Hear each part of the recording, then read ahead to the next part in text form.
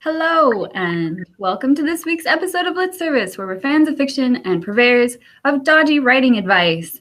I'm for 10 years, so I clearly needed more hanging flags on that pothole. I'm Cameron, and I'm going to draw attention to the fact that I don't have a flag comment prepared. I'm Ben, and I also don't have a flag comment prepared. We are off to a fabulous start. You got this. Okay. Really? It was down before we started. Yeah. All right. So we have Ben Grange with us this week. As you may have noticed, he's a consistent guest over this last little bit. And hopefully you're going to be over the next.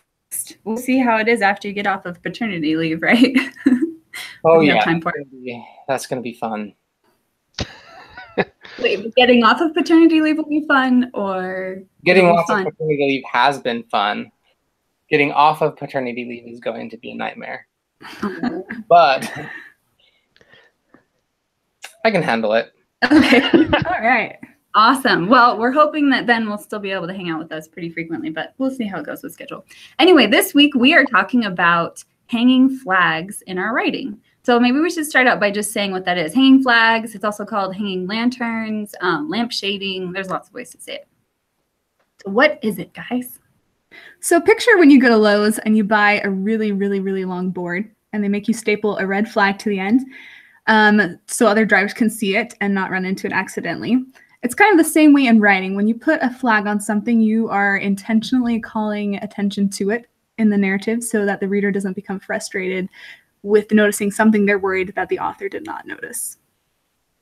I feel like, because when you're writing, there's kind of two kinds of questions that readers can have. There's good ones and bad ones. The good questions you want your readers to have are, what happens next? Because I care, and because I want to figure out what this mystery is. The bad questions are, did the author mean me to interpret it this way, or did they mean this other thing?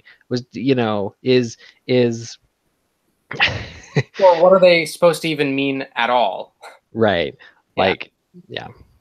Or did the author not notice that this weird thing happened and it shouldn't have happened? Or why aren't they explaining this thing that needs explaining? Yeah. Yeah, those are questions. Like road flares, because those are really noticeable. They are, depending on where you live, I suppose, maybe. There's enough. Anyway, we don't have to go into that. Anyway, so why is it important to do this consciously in your writing? And actually, part of being able to hang flags is probably directly related to having beta readers or even alpha readers, so they can tell you when you need to, but you should be able to be aware enough to do it yourself sometimes. When I'm a reader, I become really frustrated when I think that I'm smarter than the main character, when I'm asking questions that in my mind could potentially solve the plot faster than the main character is.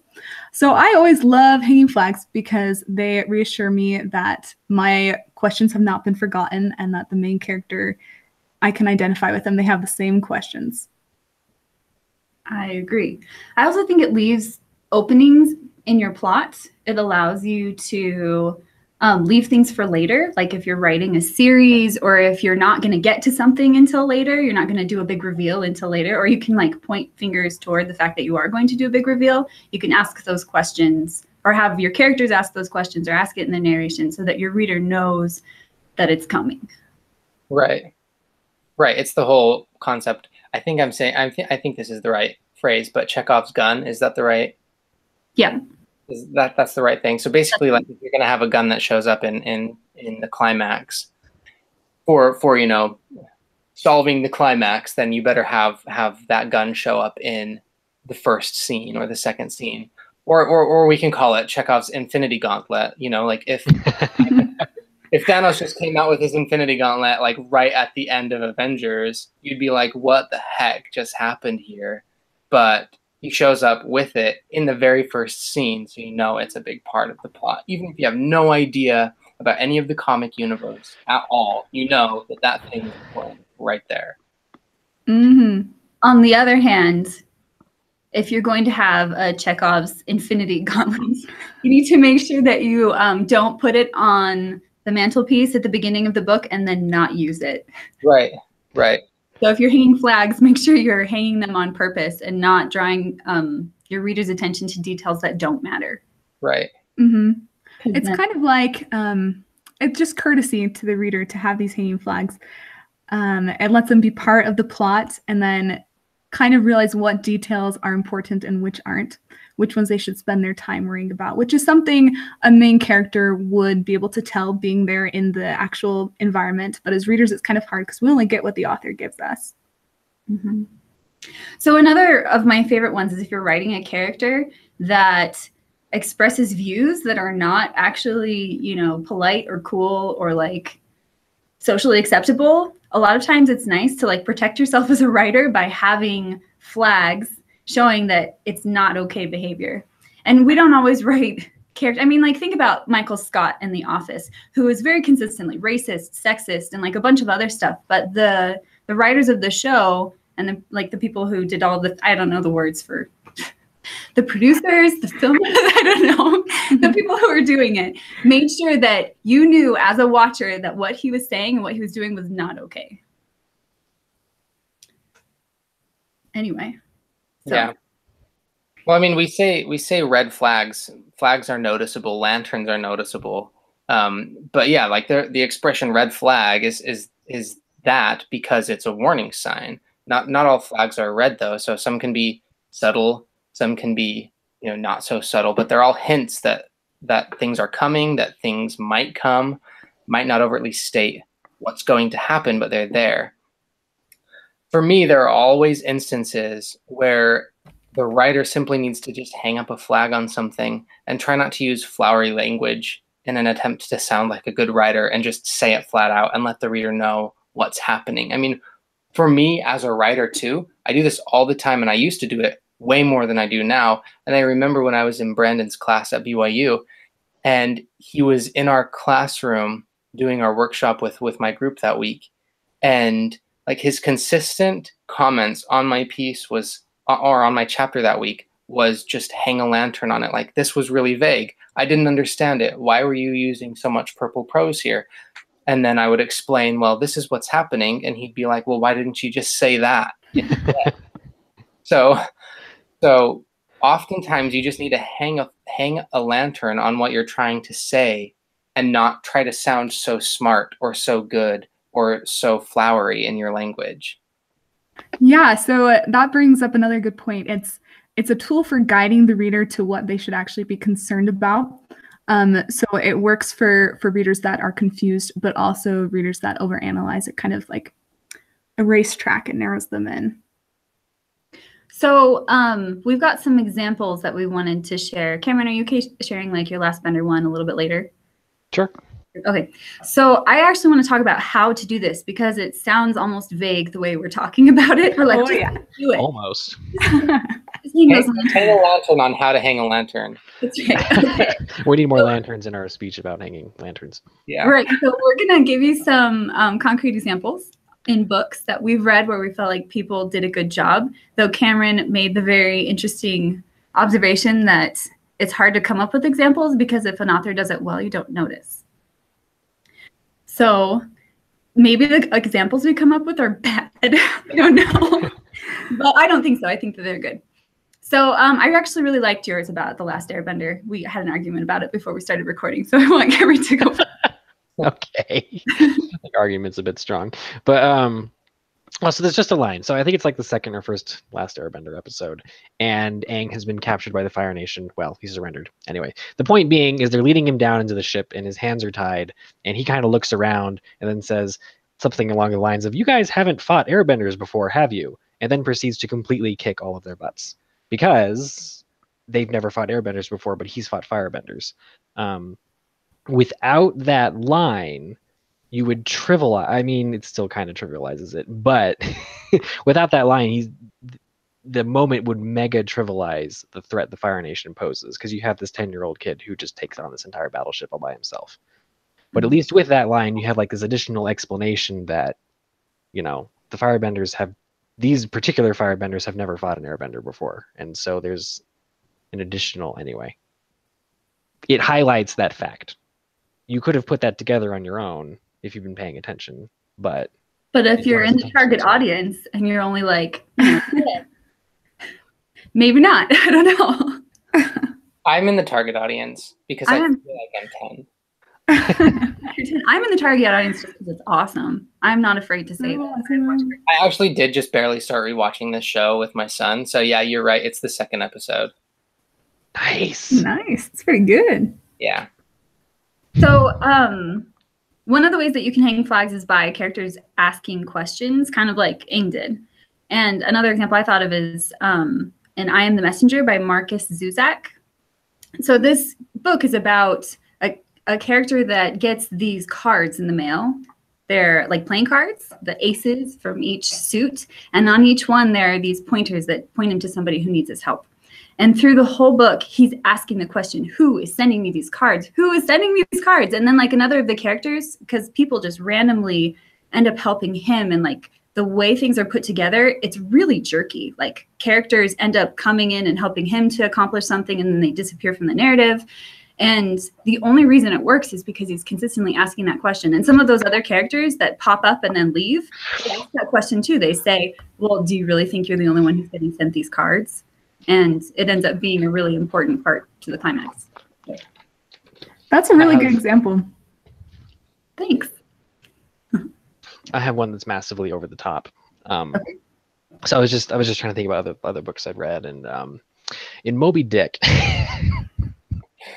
there's this consistent theme of how terrifying the whale is because it's white, and there's a and the author guesses, I think correctly, that not a lot of people associate white animals necessarily with like the scariest color something could be. And so Melville doesn't so much hang a lantern on it as like build a giant bonfire and dance on top of it. He has an entire chapter dedicated to explaining why the color white is the most frightening thing a whale could ever be. So it's a bit over the top, but if you're familiar with the book, that's an example of maybe hanging a flag that's a bit larger than it needs to be. You guys know who's a master of hanging a lantern on things? Is J.K. Rowling. I probably will mention Harry Potter at least once in every single podcast that I'm on. Just gonna let you know. But just to give you an outrageous example of this, and I don't know if you guys know this or if this is a widely known fact, but I mean the sixth book is all about Draco rebuilding this vanishing cabinet in the Room of Requirement to bring Death Eaters into Hogwarts. But the vanishing cabinet was it was mentioned in book 2 as Harry's not in detention. He just got caught by Filch for dripping mud all over the floor, and Filch wants to give him detention, and Nearly Headless Nick convinces Peeves to smash the vanishing cabinet over Filch's office so that Harry can get out of trouble. And so you see this this outrageous example of just foreshadowing and hanging a lantern on this random object that's not going to come back for 4 more books. But I mean, that was done extremely well. And I mean, not everybody's going to have the opportunity to do that because not everybody's going to have a 7-book deal. But that was, I mean, when I reread the series, I don't know how long it took me to figure this out, but when I read the series over again and read that passage where Peeves smashes the vanishing cabinet, it was just like an explosion went on in my brain, because I was like, oh my gosh, this is exactly why Draco needs to fix the cabinet in book 6. And if it hadn't been smashed in book 2, then it wouldn't need to be repaired in book 6. And she just knew what was going to happen with that cabinet all the way back in book 2. And granted, like, this is kind of breaking the rules of, not having this gun that's hanging on the mantle for this whole time, but kind of negates the fact because it's such an outstanding piece of foreshadowing, of lantern hanging, I guess. Mm-hmm. Well, and Harry ends up hiding in the other one that's in Burke's too. So that there too, and that vanishing cabinets are a thing. And so when she brings them up as like the climax of book 6, you're like, oh, I know what that is. Yeah. It's not something that just got made up right now. Right. So. Another thing that I really liked in the Raven Boys, Ronan Lynch in the very first book says, sorry, what? I just said I love this book. They're so good. Ronan Lynch says really clearly that he dreams something into existence in the very first book, and it's never explained, even though it's kind of like a big plot thing later in the series. But Blue also notices this, and because she notices it, I'm like, okay, I can wait for an answer. But if nobody had said anything at all, I probably would have been like, what's going on? So it's just a matter of... If she hadn't drawn attention to it, I probably just would have skimmed past it as like a Ronin thing and moved on. It's true. And then when it finally comes up later, you would have been like, what's going on? Why did this not come up before when we had a whole book with him before? Yeah. Yeah. Or another way to do this, do we have any other examples of like your main character asking questions? There's actually a really good one. I've been rereading Leigh Bardugo's Shadow and Bone. And early on in the story, as a child, she's tested for this magical ability and she comes up blank. But then later on in the story, she actually does have this magical ability. And so I think in the part I've read so far, she's already asked 2 or 3 times, why didn't I show up for this testing? Or why didn't my magic show up on this test? And other characters are asking it. And so you know it's going to be an important part. Whereas if they didn't ask that, it could be an important part, but I would feel cheated later on for no attention being called to that. Mm-hmm. It intentionally directs our attention to that detail so that we know it's important. Another way that you can draw attention to things or hang lanterns on things is characters' emotional reaction to the things that are happening around them. One of the examples I thought of is in The Bells, which is a book about these girls who are capable of using magic to alter the appearances of people around them. And they're like owned by the king and queen, and like they live in these tea houses and they help people to look pretty because apparently the normal people are like albino and don't look pretty according to societal standards, and they need the extra help from these bells. So the bells are treated in like a horrifying way. They're treated like property. And the main character's emotional reaction to being treated like this shows the reader that this is normal and that this is the way that things are supposed to go. And by juxtaposing, I can't talk right now, by putting like the horrific behavior next to her compliance, it shows that something's going to happen with it. Like she's a little bit feisty about it and is like, I wish this stuff didn't have to happen to me. But by putting those two things together, we know that something's going to happen with that and that it's not supposed to be that way, even if the world casts things that way, if that makes sense. So would you say that it might be a good general rule to say that if there's something weird going on, don't let it pass without comment from someone? Yeah. And it doesn't necessarily have to be that, like in that book, it's not so much that she's saying things shouldn't be this way. She kind of says that, but she accepts it. And so we know that she's used to being treated this way. And so her emotional reaction to what's going on gives us the context for what the world actually, it gives us greater context for what the world looks like. If that makes sense. That makes sense. And I think the key here is nailing the emotional reaction, because so often when something strange happens and the reader or the main character has an emotional reaction to like, oh my gosh, that's so weird, it often comes across as just like, oh my gosh, that's so weird, when the reader wants something that's so much more satisfying than weird. Like I see this all the time in submissions that come into my inbox for like portal stories, when a character will randomly go through a portal and land in a magical world, and their first response is, oh my gosh, this is so weird, but I already know that. And it happens in every single portal story, so it's not like anything new. And so it's a super cliche, it's not well done. And so what I want to see more of is a real, visceral, emotional reaction rather than, oh my gosh, this is so weird. Yeah. You have to show us exactly how weird it is. Especially since I feel like how someone handles weirdness is much more informative than whether or not they think something is weird. Yeah, exactly. Exactly. Yeah, at least in the case when it's something that everyone thinks is weird. And if the main character is out of touch with their emotions, I mean, if our emotions to the situation wouldn't line up with theirs, I mean, there's some exceptions, but we're going to kind of doubt everything else that comes through their perspective because we know it's warped from what we would have. So if they were totally blasé about going through a portal, which could be a useful tool later on, like you said, her perspective in the bells.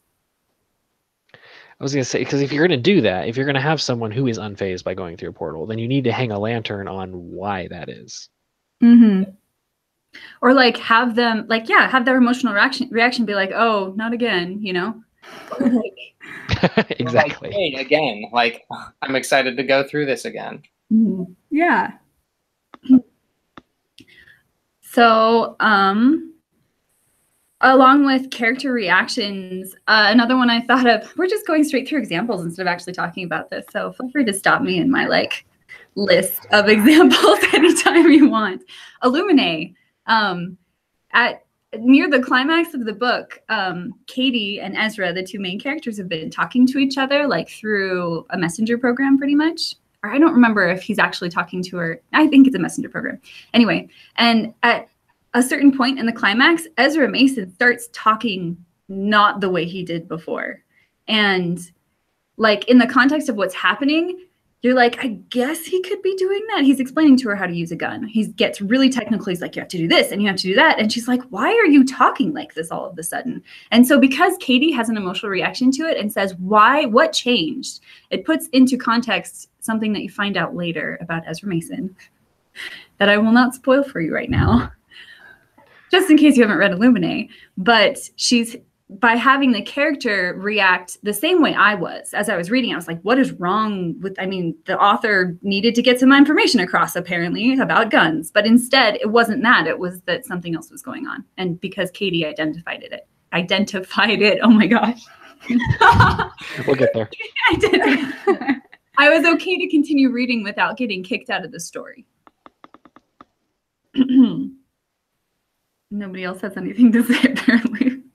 No, I mean, that's great. And I think even just in the narration, it doesn't have to be something the main character says, but if extra attention is given to that, if extra light, if you will, is given to that, then the screen time somehow just logs it as important in my brain. Mm-hmm. Or like we were talking about The Office earlier, if you have like characters in the background going like, what? Like they don't even have, they're not named characters. You just have people emotionally reacting to like I have this, I don't know how familiar you guys are with The Office, but there is one episode where he's up in front of a bunch of people in a restaurant doing this really awful racist impression, and it zeroes in on an Asian woman who is just like so horrified and offended, and that's what allows you to be like, oh, okay, it's not the writers of the show. Jerks.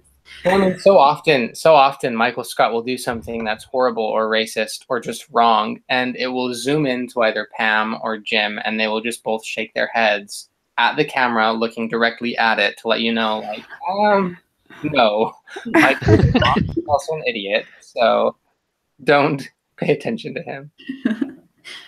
Right. So do we have any other tools or tricks that we can give to people about hanging lanterns? I think there are some pretty smart narrators that add things to stories, but I can't think of any examples off the top of my head.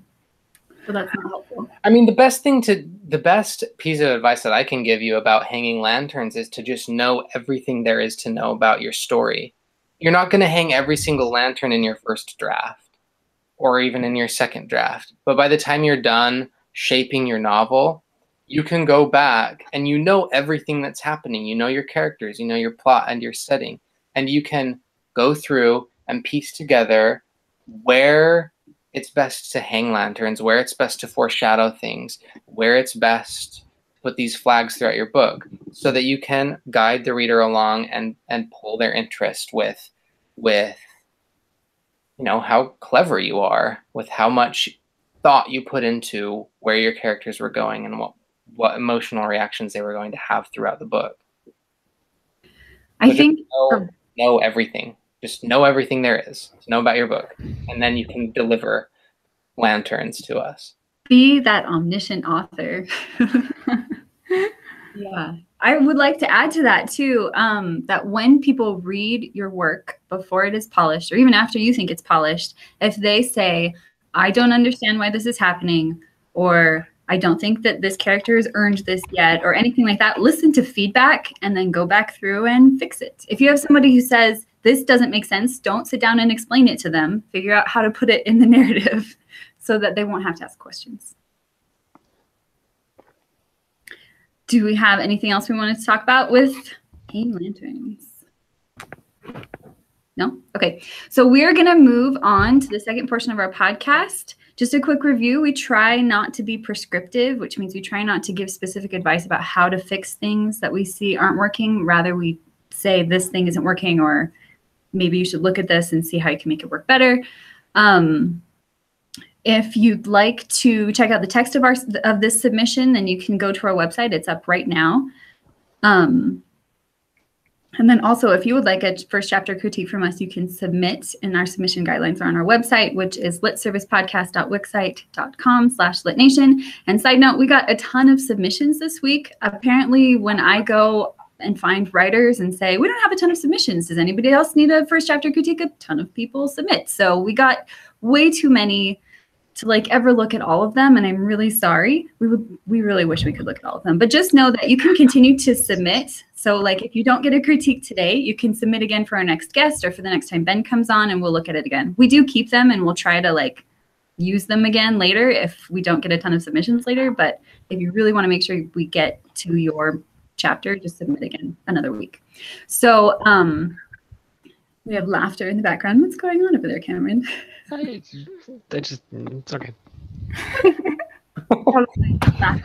Now we're all laughing.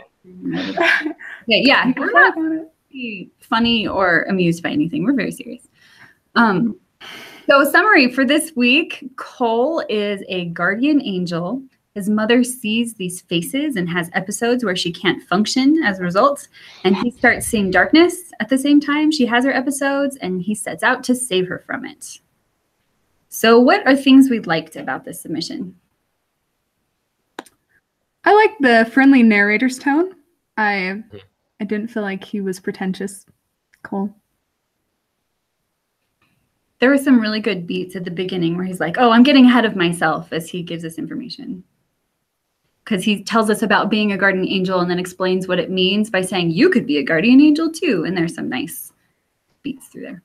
There were a lot of cool one-liners, nice imagery in here with just I'm reading through it, he or she, I don't know if this author is male or female, but the author uses this line about Cole's mother saying she needed to create puzzles just as much as they needed her to create them. That was a really cool one-liner right there that gives us a little bit about his mom and just how complex her mind is. That was a good one-liner to just give us a lot of information packed all into that sentence. I mean, the author didn't even tell us all that was inferred, but I was able to pick up so much just from that one sentence. And there were a lot of those littered throughout the passage that I really liked. So, one line I particularly like, he's describing his little sister, and I have 3 little sisters myself, so this is very true, but he says, a mouse with wide eyes and teensy features patiently waiting for me to come get her for breakfast. I thought that was a nice line.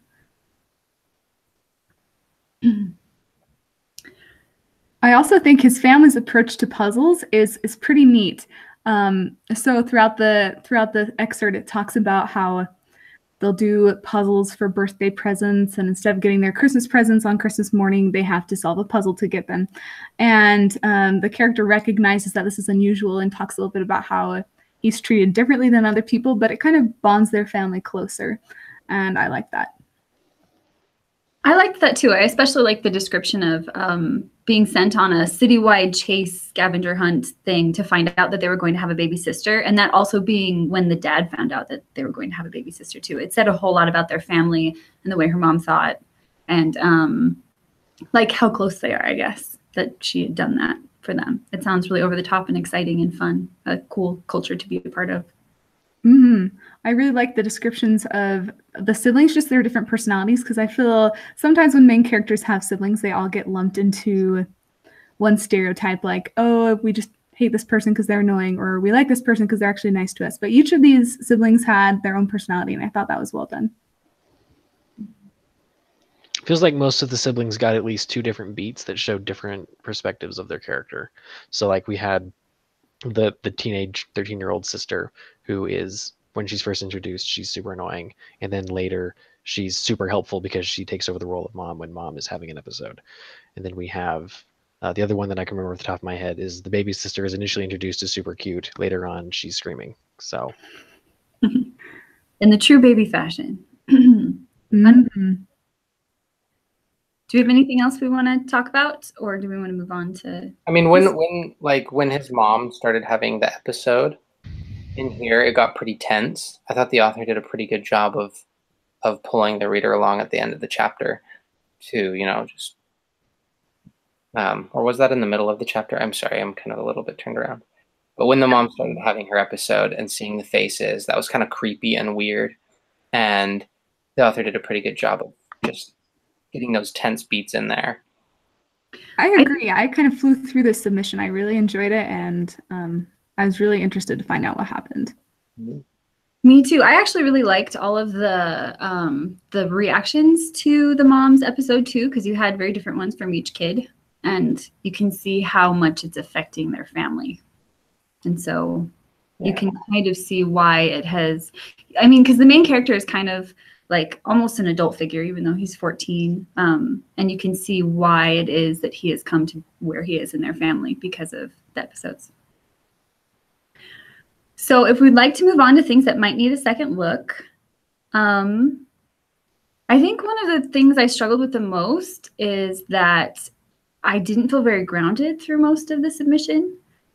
Starting with the very beginning, I wasn't sure if we're talking like urban fantasy that takes place on Earth or if it was high fantasy, because we're putting things in context of like Earth and guardian angels. He starts out with, you know what guardian angels are, right? And so I'm assuming that I, in my role as a person who lives on Earth, I'm supposed to relate to him the way he's talking to me. But then later he throws in things like there's a place called Almoria, and everybody who lives there is a guardian angel, I think. And then later on, it talks about how they're in Colorado Springs. So I was like, okay, we must be on Earth again. But then his mom uses really weird, not expletives, but like exclamations. She says blazing marbles, which made me think that was like an in-world swear. And yeah, that confused me for a minute, because I was like, marbles, where did marbles come from? The first time it happened, I was like, this makes no sense. And then it took me a long time to realize, oh, this is an expletive. Okay, get it. So I just had a lot of questions at the beginning, and not the kinds of questions that were propelling me forward. They're the kinds of questions that made me stop and reread sentences over and over again. Yeah, there were a few of those for me too. I'll second Caitlin on that as well. And I hope this isn't prescriptive, but I feel like for me, I would have been helped there if I had a little more info dumping, if that makes sense. Like not so much info that it was a dump, but I feel like there was room for a little more info. We needed more flags as to what kind of setting this is. I think this was the perfect submission to talk about this week, because there are a lot of moments when we could have used flags and lanterns to just show the reader more of the setting, more of these characters and who they are, and their association with this other world or angelic realm or whatever it is.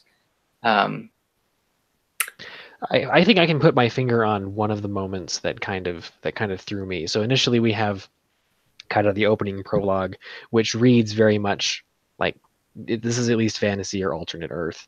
But then we move into the main story and we get a lot of real world place names dropped like Colorado Springs, and we get references to real world figures like Einstein, which makes you think, okay, so is this our world? But then there's a note that his mother gets that mentions the fictional place, and our viewpoint character doesn't react to that fictional name at all. So I'm like, well, hold on. Is this how does all of this fit together? And I can guess, but I don't want to have to. Yes. Sorry, go ahead. No, you go ahead. I just think the for me, like the very first portion of the manuscript where I thought that this is where we could use some flags is like the third paragraph after the prologue thingy was when it says, "Calm down, Cole, she's probably fine." That paragraph, like, it talks about her sickness, it talks about darkness, it talks about yeah, I guess those were the two main things that it talked about that I had no idea what they were. And if you're opening your book with those images and not explaining to the reader what they mean and what they are, you've instantly lost me right there. And that's the beginning of your book, where you want to hook your reader. So you need to show us what these things mean, because I mean, like, sickness is super vague. Like, when I first read that, I was like, what, does she have cancer? What's wrong with her? I don't know. It could be anything.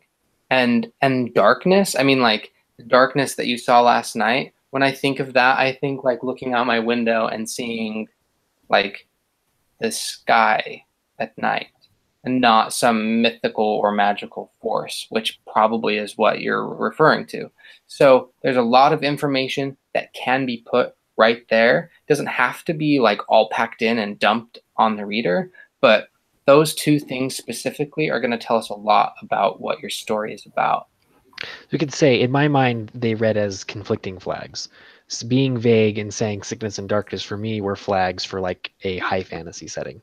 Yeah. Whereas name drops like Einstein and Colorado Springs says this is an alternate Earth setting. And I didn't know how to reconcile those two. Right. That doesn't say they can't be reconciled, but it needs to be done on the page and quickly. Yeah. That sentence saying she's probably fine, and then I think I even wrote this in the notes. It says he wakes up to his mother screaming, then tells himself she's fine, saying, "Even I didn't believe me after the darkness I saw last night."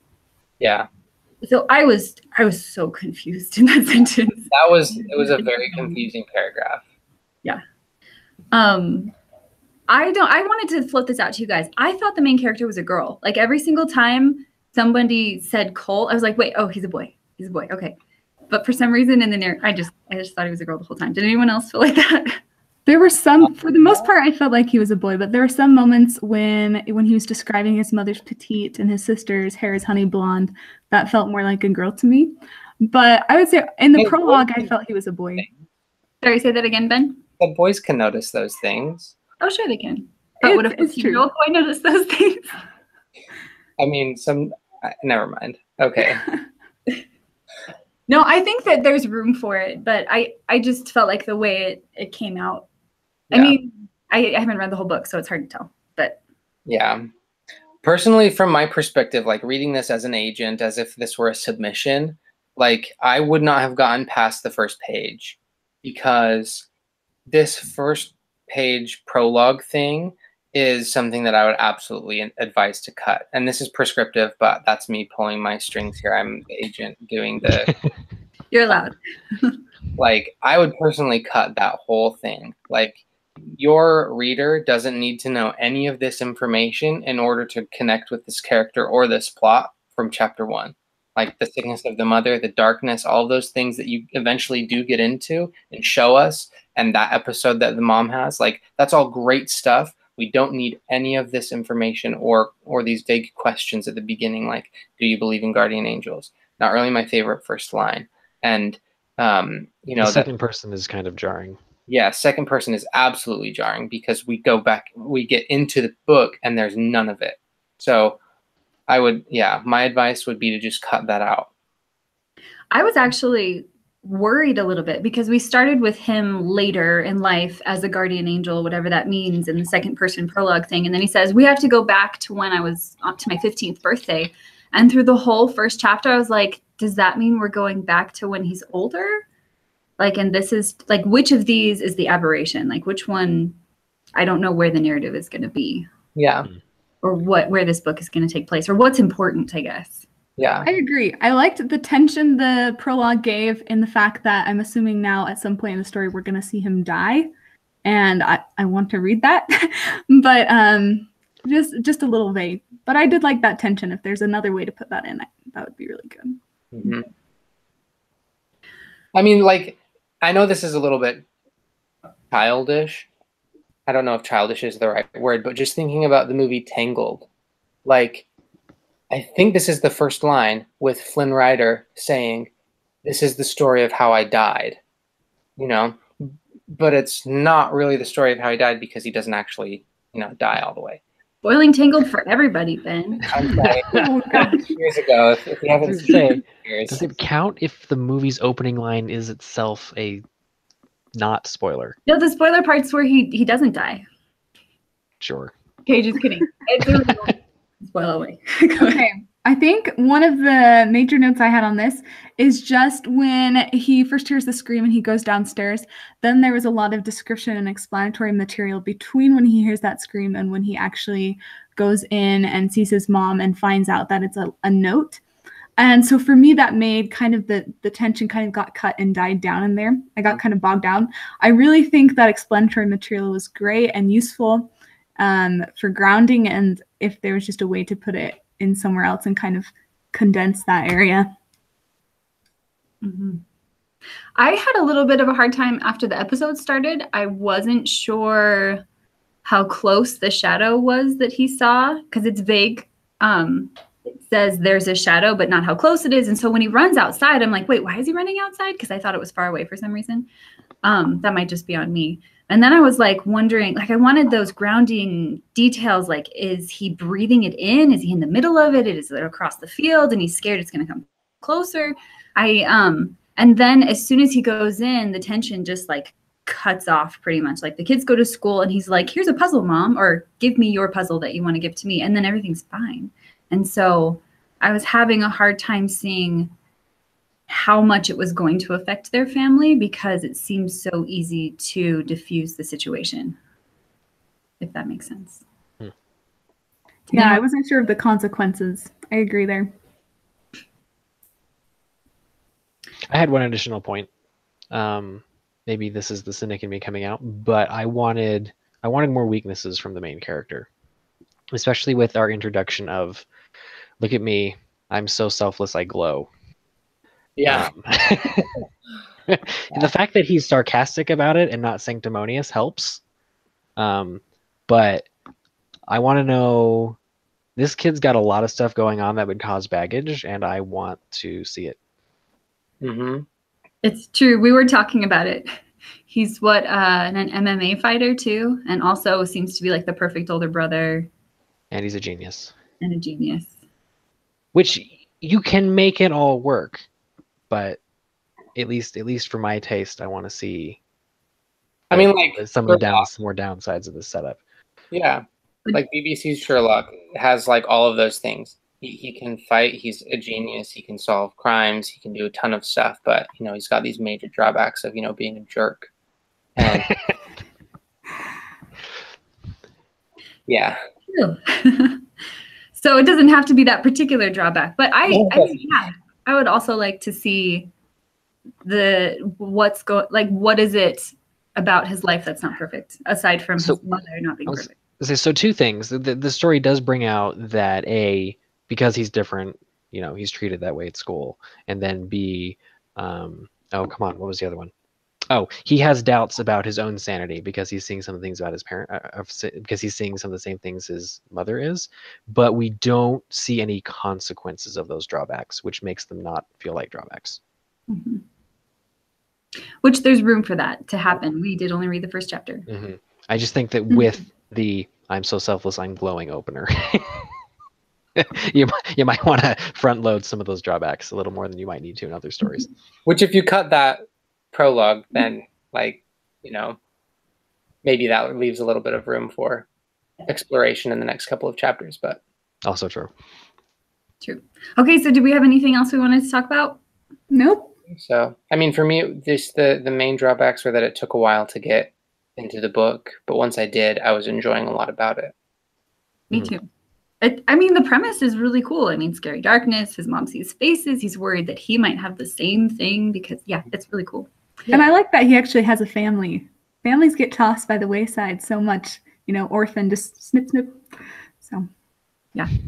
I did want to say one other thing about in-world swearing. I'm the one who's just adding this in here, even though I'm the one who just tried to close everything down.